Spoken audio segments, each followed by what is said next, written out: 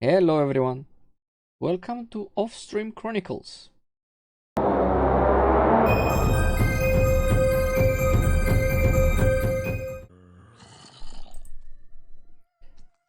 The purpose of these videos is basically quite simple. Sometimes I'm unable to stream, or sometimes I start a big project that's gonna go for a while and I want to consolidate it in a single place. And I think the main reason is also the fact that sometimes I would like to play Minecraft at some weird hours and without having eyes on me. Sometimes everyone wants to turn up some lovely music and enjoy the Minecraft gameplay as it is, without trying to think about extra things.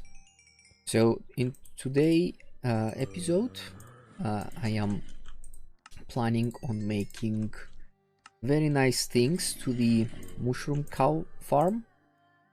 I do have a design and I do have some template in a creative world, which I want to share with all of you, the whole process, which I otherwise might not have been able to share during a stream.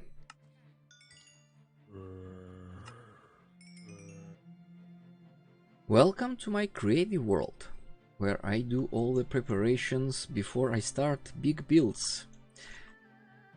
Right, so as you can see, this is a glass ceiling and this is the mushroom cow farm from the INSYS server. And the grass blocks here are also an estimate of where things are, because I basically took a schematic from the INSYS server, from the real build, live build, and pasted it in. And now I'm working on the bits and pieces around the farm.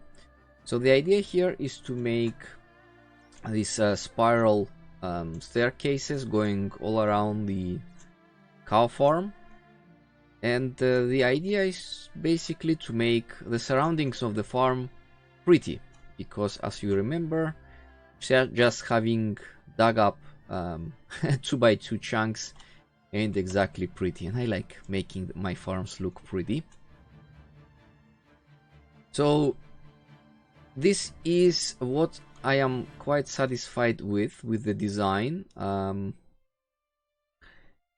and the main question you may be having is, how did I manage to do the spiral tube design?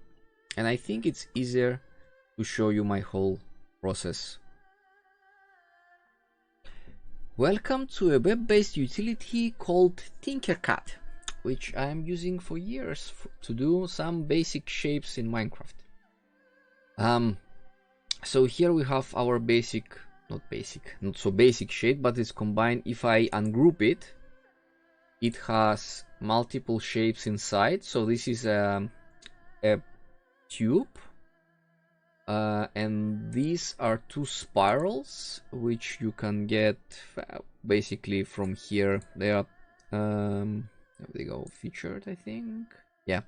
So it's called a spring, and there are other different things in here, basic shapes and everything. So if I go back, make all the Control Z's, and get back to the shape I've created here, the tool that I need is actually here, up here. So it can convert it to blocks, and it has 3 different levels of detailing, and I always go with the most detailed one, so it gives me more amount of blocks. And basically you can go and select what kind of things you want it from.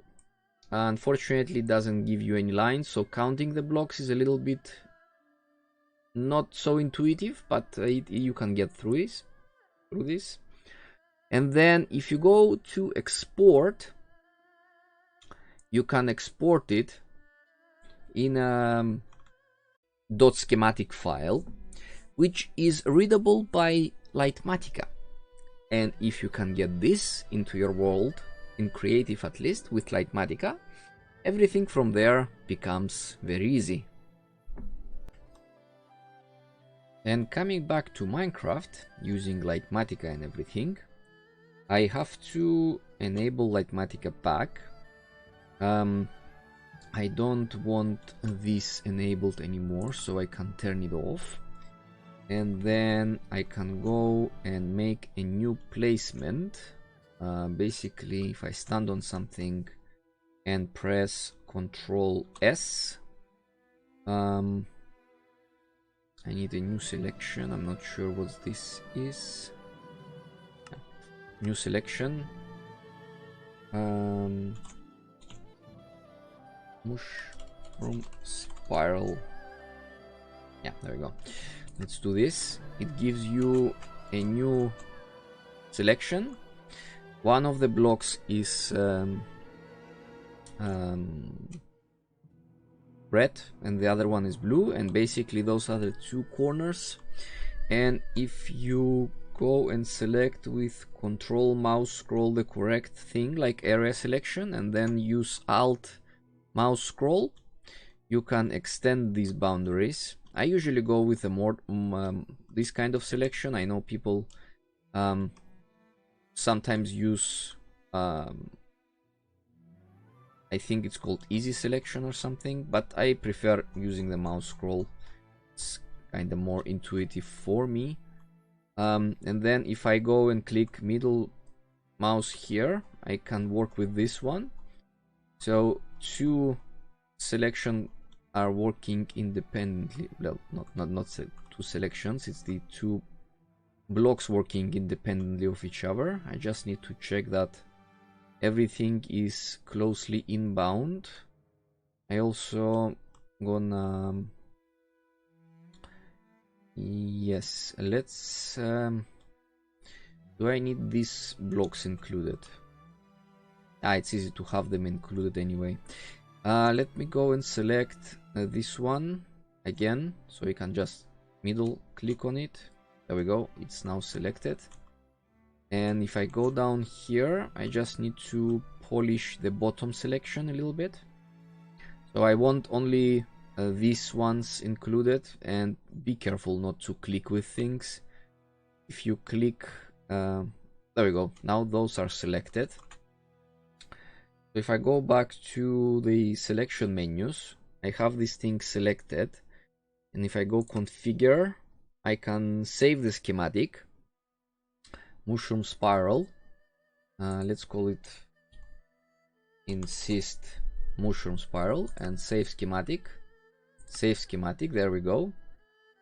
Now it's all saved, and now it is time to transfer this template into the live server and starting digging things out.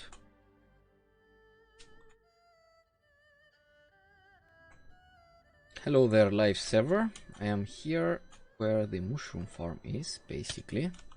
There we go, mushroom farm. And here you see how ugly the walls are, basically. And we need to fix that. So now I'm gonna show you how the placement is done. So again, I need a stick, that's for sure, because I'm using that kind of way. So I only can do things when the stick is present in my hands. Yeah, lots of jumping around. Schematic placement, here we go, schematic, we go load schematics, we load the mushroom spiral, load schematic, it is now being loaded and the placement have been made. So if I go with the Alt scroll mouse, we can start moving this thing around, and hopefully I can do this properly. There we go. We need to go one lower, that's for sure, and I think I overdid this a little bit. So ideally the mushroom farm itself should match, and nothing in the center should be in pink. So basically pink means that the blocks don't match. So all of these walls definitely don't match my design and spiral thing. So, but the farm does. And that means we can start digging out some things. You can see I have, we have some caves here, and this is where the new things will be. And you can see that the cow farm is not really pink. That means everything is set. I can remove the stick from my inventory so I don't move anything. And now the moment that we all been waiting for, digging all of these around surroundings. I think I'm gonna try and do it using a time lapse. I think the replay mode is still yet already maybe for time. Replay mode is working for 1.14.4, and before we go into 1.15, I think it's time to at least use it once this time around. Right, good thing the relay mode is working for 1.15.4, and this time lapse is definitely was possible because of the magnificent work of the replay mode. So what you see here is roughly gonna be a time lapse of 8 hours split into 2 parts because I had to do 2 sittings. I couldn't just dig for 8 hours straight.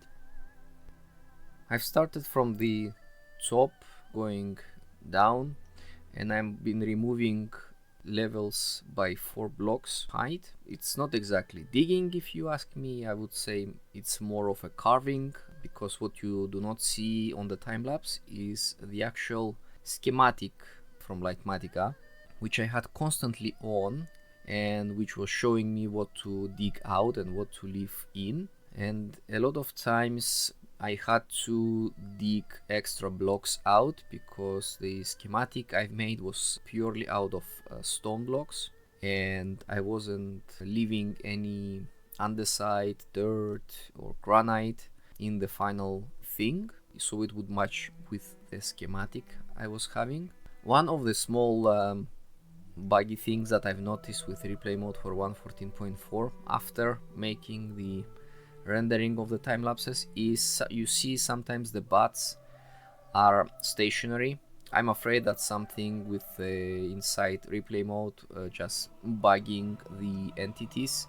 They do have the animation and everything, but just don't move. I'm not sure what it is, and I'm pretty sure we won't find out anytime soon, because I dug all of this up the moment I finished.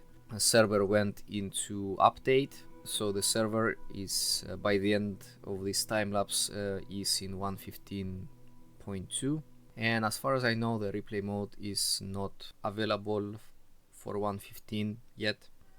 Thus I am not quite sure when I will be able to do time lapse again with the replay mode, and this presented a nice opportunity as a final push before going to 1.15 to at least try the 1.14 one.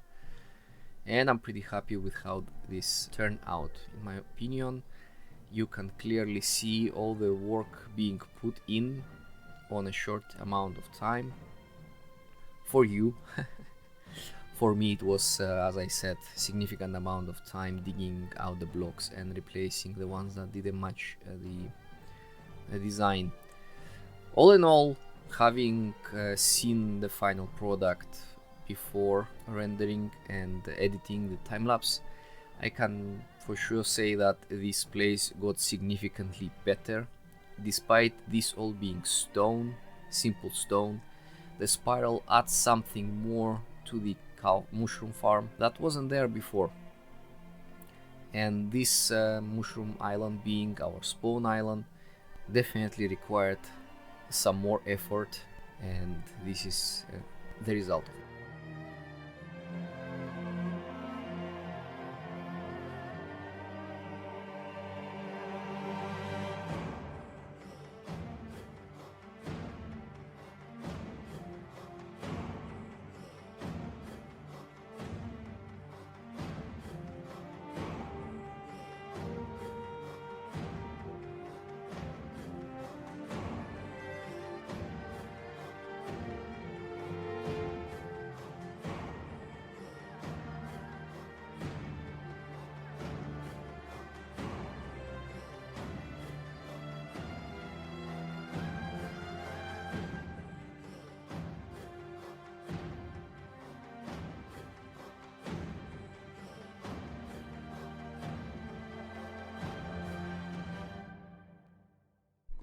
And this is the final thing. So we have steps coming down to the very level, which I have no clue what I'm gonna do for the floor yet. But the spiral thing is going all the way around the farm now. And it's going up. So you can see, I think the slope is quite nice. It would be great for making some kind of slab stairs. And the most important thing is we are in 1:15 now. And the farm is working. Definitely working. I saw some cows dropping in, and I saw some yeah, there we go, some steak getting filled in, so I was keeping this empty. So definitely all of this is working, which is really nice. And as you can see, all my gears and things are now in 1:15. Akoi did an amazing work with this, so everything is 1:15 compatible. Here's another view from different positions, so from the top this time around. And I do feel like this gave the farm this grand thing. It doesn't feel like it's just a farm. It feels very important right now, and it's it has a very similar effect to the spawn thing, where you are on a top of this structure and the inside circle is much larger than the top surface. And yeah, I really like how this thing is looking now. Definitely an improvement to the farm. So I hope you liked this Chronicles episode. I hope to do more of this in the future. Do tell me if you like the episode or what I should improve upon, and what else do you like to see. But for now, I bid you farewell. Until next time, bye bye.